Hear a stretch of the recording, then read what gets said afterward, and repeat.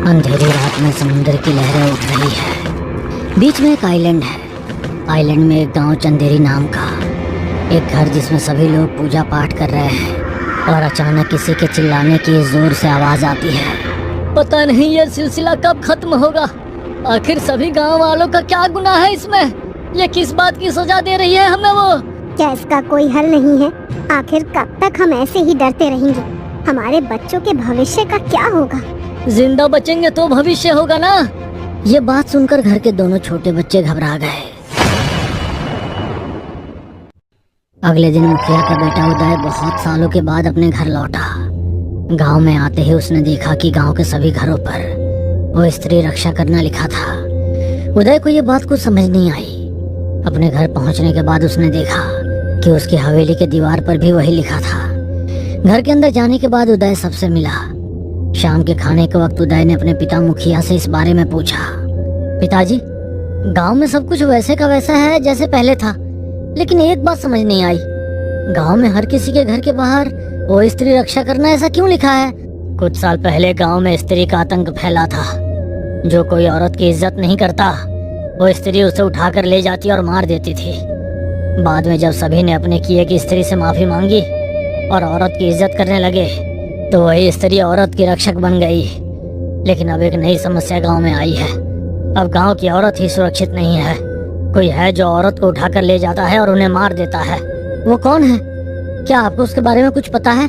अभी तक कोई पक्की बात हमें नहीं मिली है, लेकिन कुछ लोगों का कहना है कि कोई सरकटा आदमी है जो रोज रात को गांव में घूमता है और औरतों को उठाकर ले जाता है।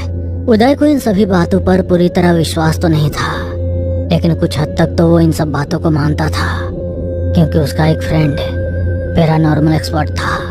उदय ने अपने फ्रेंड को कॉल किया और उसे सारी बात बताई और उसे गांव में आने के लिए कन्विंस किया। अगले दिन शाम को उदय का फ्रेंड रजत उसके घर पहुंचा। रजत की उम्र कम थी, लेकिन अपने काम में उसे महारत हासिल थी। बेटा, मैं तुम्हारे काम पर शक तो नहीं करना चाहता, लेकिन मुझे नहीं लगता कि तुम उस सरकटे से लड़ पाओगे। बेटा, मैं नहीं चाहता कि हमारी वजह से तुम्हें कुछ हो। मैं आपकी चिंता समझ सकता हूँ चाचा जी।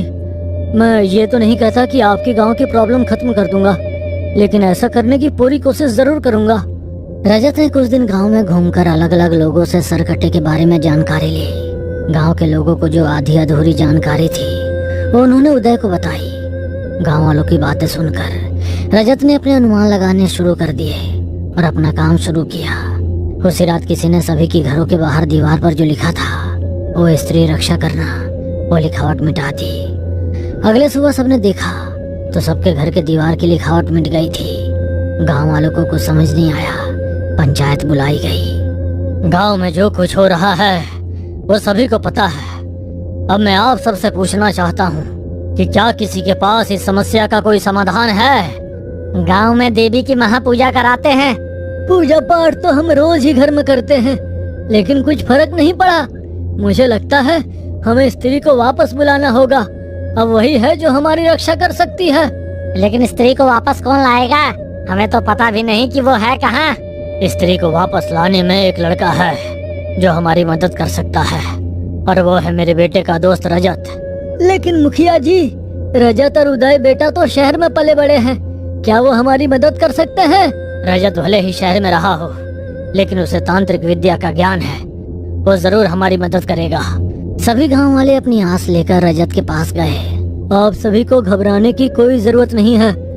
मैं यहाँ आपकी मदद के लिए ही आया हूँ।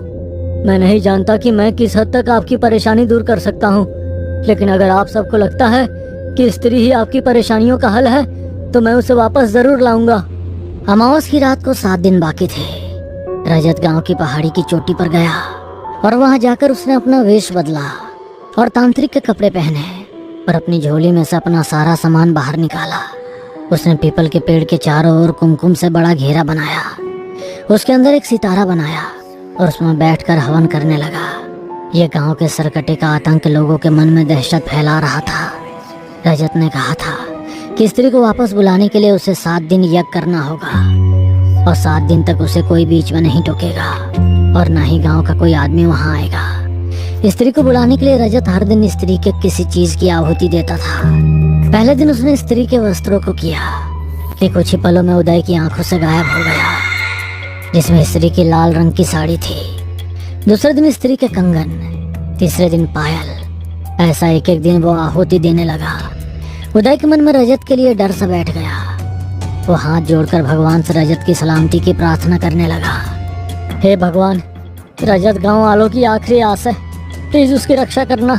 तभी उसे बाहर किसी के जोर से चीखने की आवाज आई। उदय ने बाहर जाकर देखा तो उसका दिल दहल उठा। एक कटा हुआ सर जिसकी चोटी लंबी थी, उसकी चारों ओर बिजली जैसी चमक थी। उसने एक औरत को पूरी तरह जकड़ लिया था और हवा में उड़ता हुआ उसे कहीं ले जा रहा था।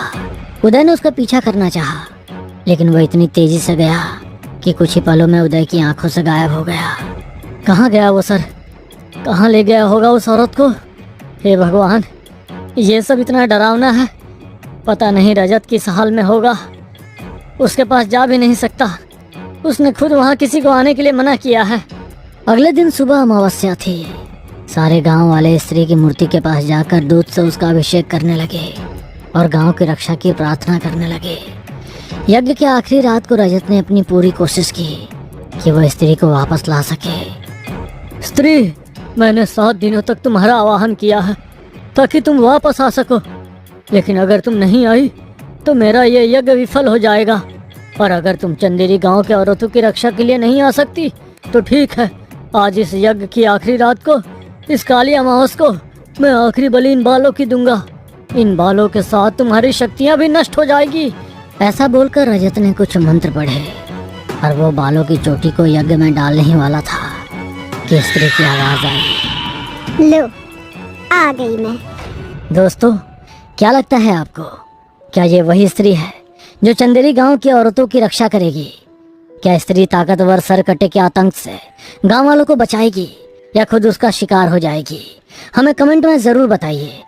और स्त्री लौट आई पार्ट 2 के लिए जल्दी से हमारे चैनल EVL को सब्सक्राइब जरूर करें।